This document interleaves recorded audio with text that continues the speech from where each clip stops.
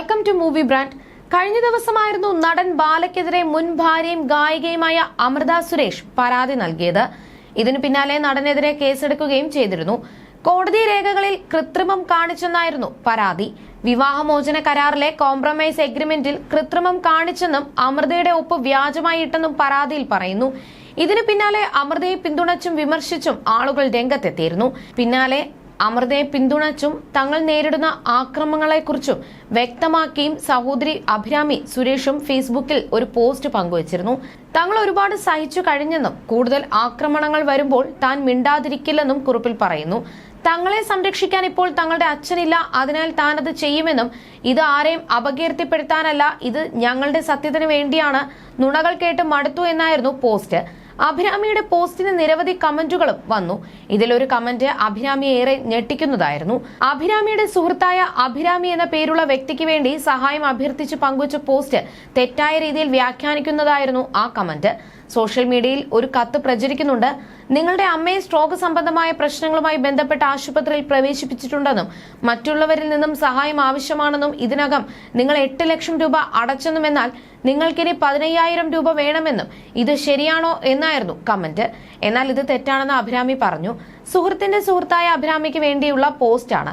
അവർക്ക് എന്തെങ്കിലും സഹായം ലഭിക്കാൻ വേണ്ടിയാണ് ഞാനത് ഷെയർ ചെയ്തത്. ആരാണ് ഈ വാർത്തകളെ തെറ്റായി പറഞ്ഞു പരത്തുന്നത് എന്നാണ് അഭിരാമി ചോദിച്ചത്.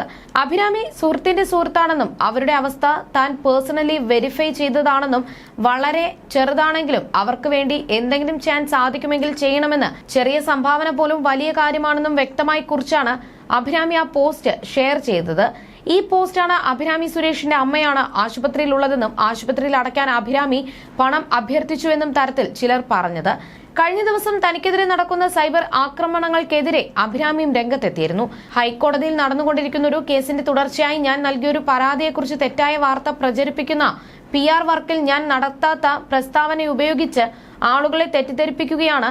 അവർ പറയുന്നത് പോലെ ഇൻഷുറൻസ് പോളിസി റദ്ദാക്കാനുള്ള കേസല്ല ഇത്. എനിക്കോ എന്റെ മകൾക്കോ ഒരു പ്രത്യേക തുക വേണമെന്നുള്ള വാദം കെട്ടിച്ചമച്ചതാണ്. ഞാൻ അത്തരത്തിലൊരു പ്രസ്താവനയും നടത്തിയിട്ടില്ല. ഇതിനെല്ലാം പിന്നിൽ ആരെന്ന് നമുക്കെല്ലാം അറിയാം. തന്റെ പ്രവൃത്തികൾ മറച്ചുവെക്കാൻ ജനങ്ങളെ തെറ്റിദ്ധരിപ്പിക്കുന്നതും പുകമറ സൃഷ്ടിക്കുന്നതും പൂർണ്ണമായും അധാർമികമാണ്. ഞാൻ ഒരു കാര്യം ഒരിക്കൽ കൂടി വ്യക്തമാക്കട്ടെ, ഇത് പണത്തിനു വേണ്ടിയുള്ള കേസല്ല. ഇത് വ്യാജരേഖയുണ്ടാക്കിയതിനും എന്റെ പേരിൽ അമൃത സുരേഷ് വ്യാജ ഒപ്പിട്ടതിനുമുള്ള കേസാണ്. ഇത് വളരെ ഗുരുതരമായ കുറ്റകൃത്യമാണ്. ഈ വ്യാജരേഖകൾ സമർപ്പിച്ചത് കേരള ഹൈക്കോടതിയിലാണെന്നത് കൂടുതൽ ആശങ്കാജനകമാണ്. ഞാൻ സാമ്പത്തിക നേട്ടത്തിനായാണ് ശ്രമിക്കുന്നതെന്ന് ആളുകളെ വിശ്വസിപ്പിക്കാൻ ഇത്തരം വ്യാജ വാർത്തകൾ പ്രചരിപ്പിക്കുന്നത് നിർത്തുക. ഇത് രേഖയിൽ കൃത്രിമത്വം കാണിച്ചതാണ്. സംഭവം വളച്ചൊടിക്കാനുള്ള ഏതൊരു ശ്രമവും കടുത്ത നിയമ നടപടിയിലേക്ക് എത്തിക്കുമെന്നാണ് അമൃത കുറിച്ചിരിക്കുന്നത്.